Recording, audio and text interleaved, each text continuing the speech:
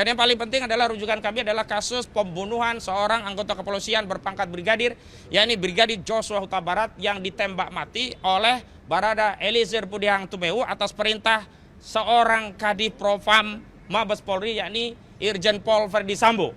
Tapi kita ingin institusi kepolisian bekerja secara profesional, melayani semua pihak, bersikap adil, transparan, tindakannya kredibel, dan tentu saja akuntabel begitu. Kami pertama-tama hari ini datang ke Reskrim Polda Metro Jaya menindaklanjuti apa yang kemarin sudah disampaikan melalui media berupa rekomendasi gelar perkara khusus, yakni dalam salah satu statement dari Direktur Kriminal Umum Polda Metro Jaya bahwa rekomendasi dari bagian pengawas penyidikan Polda Metro Jaya dalam gelar perkara khusus adalah menindaklanjuti proses penyidikan. Artinya penyidikan dilanjutkan dan dalam konteks itulah kami datang kemari. Pertama yang kami inginkan adalah nanti melalui surat yang resmi kami kirimkan adalah rilis resmi surat yang dikirim oleh bagian pengawas penyidikan kepada kami. Karena meskipun sudah ada konferensi pers yang diadakan oleh Polda Metro Jaya terkait hasil gelar perkara khusus, namun bagi kami selaku pendumas yang memohon adanya gelar perkara khusus itu sampai hari ini belum menerima resmi ya surat dari bagian pengawas penyidikan. Ini berbeda sekali dengan di Barreskrim Mabes Polri. Saat itu justru sebelum pihak Barreskrim mengumumkan hasil konferensi pers tentang gelar perkara khusus yang ujungnya menghentikan penyelidikan di Barreskrim, kami justru dikirimkan resmi oleh Biro Pengawas Penyidikan di Barreskrim. Mungkin ada perbedaan tindakan ya dari sisi profesionalisme, tentu karena kita mencintai institusi Polri, kita ingatkan bareng-bareng. Yang kedua yang paling penting adalah hari ini kami dalam konteks datang untuk meminta agar diadakan tes laboratorium forensik yang bersifat independen, yang hasilnya itu bisa kredibel, akuntabel, transparan, dan ini bisa dipertanggungjawabkan oleh para pihak dan tidak ada lagi pihak-pihak yang mengklaim itu tidak mewakili aspirasi begitu. Karena begini, kemarin saat gelar perkara khusus memang di luar agenda tentang penjelasan tahapan penyidikan, bukti-bukti apa saja yang telah disita, berapa saksi, berapa ahli yang dilakukan oleh penyidik Polda Metro Jaya, kami setelah melakukan diskusi panjang akhirnya diberikan izin akses untuk diperlihatkan bukti yang itu konon sebelumnya diperlihatkan oleh saudara Joko Widodo kepada relawan Projo saat itu Budi Aris Setiaji dan yang lainnya begitu. Jadi akhirnya ya bukti itu diperlihatkan kepada kami berupa apa? Pertama dokumen S1 UGM, yang kedua dokumen SMA. Jadi kemarin konteksnya adalah untuk mengkonfirmasi atau memastikan bahwa bukti itu benar telah disita oleh penyidik Polda Metro Jaya dan tidak dalam penguasaan saudara Joko Widodo dan tidak pula diperlihatkan kepada Projo saat di Solo di bulan Oktober yang lalu. Bahkan penyidikan sudah dilakukan sejak Juli begitu. Nah selanjutnya kami ingin meluruskan framing di tengah masyarakat seolah-olah dengan ditunjukkan bukti itu perkara menjadi selesai. Seolah-olah itu adalah proses konfirmasi keasilan ijazah. Keliru. Kami tegaskan bahwa proses untuk membuktikan perkara itu ada di persidangan. Dan hasil penafsiran terhadap bukti-bukti itu ada pada putusan hakim. Dan putusan itu adalah putusan yang berkekuatan hukum tetap atau inkrah van gewis. Dan putusan inkrah itu adanya nanti di majelis kasasi yang dikeluarkan oleh lembaga Mahkamah Agung Indonesia. Artinya kita semua harus menghormati dan bersabar karena begitulah proses berhukum dalam hukum acara pidana di negara kita. Ada putusan pertama, ada banding, ada kasasi. Nah disitulah tempat yang terakhir yang tidak ada lagi perbedaan penafsiran. Namun kami tegaskan, kami selaku penasihat hukum juga prinsipal kami baik dari klaster pertama maupun klaster kedua setelah diberikan izin akses melihat, sekali lagi hanya melihat ya, tanpa meraba, tanpa menerawang, apalagi meneliti. Kami justru makin yakin bahwa ijazah tersebut bermasalah atau mengutip apa yang disampaikan oleh klien kami Pak Roy Suryo, ijazah tersebut 99,9% palsu. Nanti ada penjelasan rinciannya. Kenapa demikian? Karena ternyata ijazah itu yang pertama dari sisi fisiknya yang bisa kita indera tidak jauh tidak beda dengan apa yang sudah beredar dan disaksikan oleh masyarakat. Yakni ijazah dengan foto seorang laki-laki berkacamata dengan kumis tipis yang seluruh rakyat Indonesia kami yakini juga sama pendapatnya dengan kami, itu bukan foto Joko Widodo. Dan itu ditegaskan oleh Rustam Effendi ketika melihat langsung saudara Rustam Effendi menyatakan kepada penyidik, Pak Polisi, Kalau ini mah bukan foto Jokowi, palsu. Itu kata Rustam Effendi. Nah, nanti ada penjelasannya, tapi kayaknya Rustam Effendi terlambat ini. Dan selanjutnya, apa urgensinya kami mengajukan gelar permohonan uji independen lab 4. Jadi begini, anomali-anomali dalam tugas-tugas dan fungsi kepolisian itu menjadi catatan kita bersama. Bukan berarti anomali ini kita jadikan generalisasi bahwa seluruh pekerjaan penyidik itu seperti yang anomali tadi. Tetapi kita ingin tegaskan bahwa setiap anomali, bentuk kasih sayang kita, rasa cinta kita pada institusi kepolisian, kita harus koreksi. Jadi keliru ya, kalau kita mengoreksi institusi kepolisian, memberi masukan itu bukan karena tidak percaya, apalagi membenci. Tapi kita ingin institusi kepolisian bekerja secara profesional, melayani semua pihak, bersikap adil, transparan, tindakannya kredibel, dan tentu saja akuntabel, begitu. Apa yang menjadi rujukan?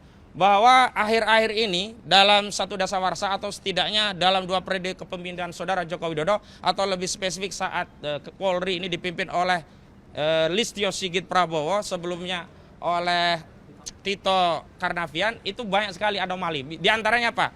Kasus-kasus yang ternyata versi kepolisian itu bermasalah. Kasus Vina Cirebon, kasus kopi sianida, kasus KM50. Dan yang paling penting adalah rujukan kami adalah kasus pembunuhan seorang anggota kepolisian berpangkat brigadir, yakni Brigadir Joshua Huta Barat yang ditembak mati oleh Barada Eliezer Pudihang Tumeu atas perintah seorang Kadif Propam Mabes Polri, yakni Irjen Pol Verdi Sambo.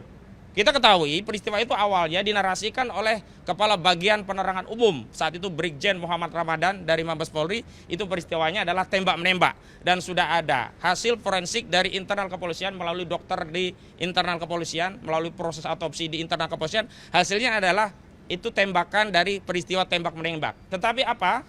Setelah dilakukan pengujian secara komprehensif dengan pendekatan crime scientific investigation, ternyata setelah dilakukan forensik ulang oleh kedokteran Universitas Indonesia, hasilnya berbeda.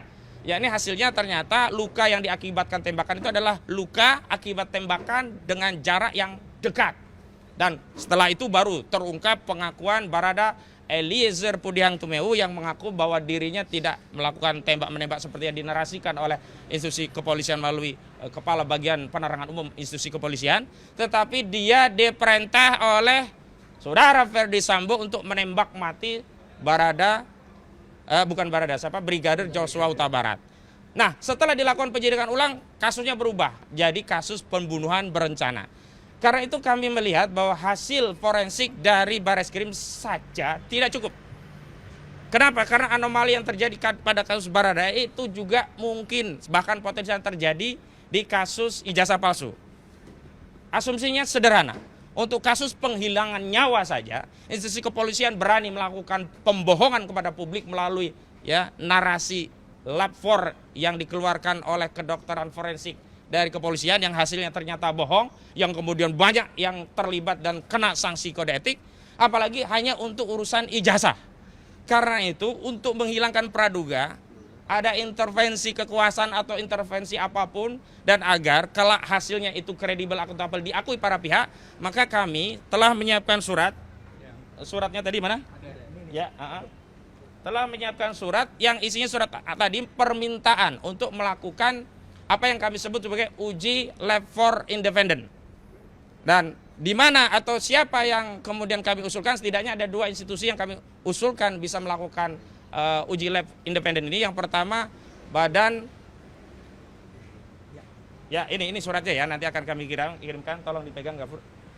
Jadi yang pertama adalah BRIN, Badan Riset dan Inovasi Nasional. Yang kedua Laboratorium Forensik Universitas Indonesia. 2 pilihan ini bisa diambil oleh penyidik siapa yang akan ditetapkan sebagai institusi untuk melakukan uji lab yang sifatnya independen.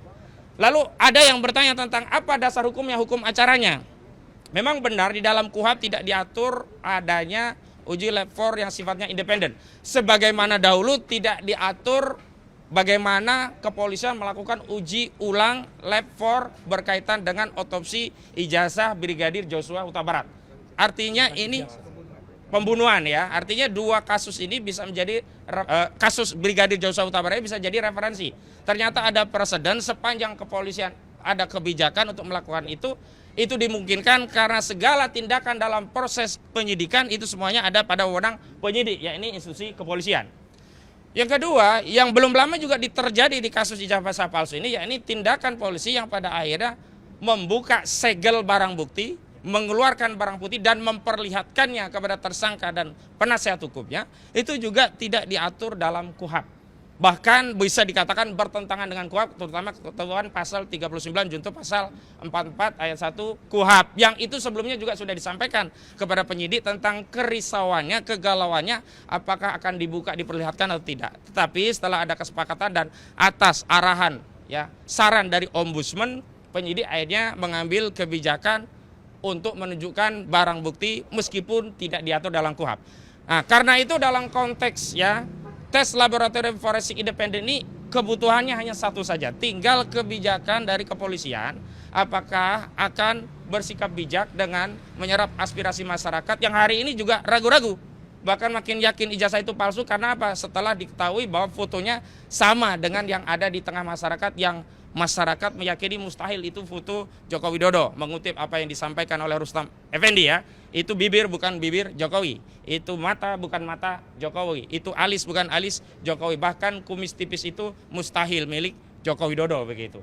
Karena itu tinggal satu saja, tetapi kalau ini tidak diambil maka saya dari tim kuasa hukum Pak Roy Suryo dan seluruh tim advokasi dari tim anti kriminalisasi akademisi dan aktivis menyampaikan kepada seluruh rakyat, begitulah kesulitan untuk mencari keadilan di negeri ini. Dan kami ingin tegaskan kenapa kami memilih BRIN, memilih lepornya UI, bukan yang ada di Singapura, bukan ada yang di luar negeri. Sekali lagi, kami mencintai negeri ini dan kami ingin memperbaiki negeri ini dengan mekanisme yang ada di negeri ini.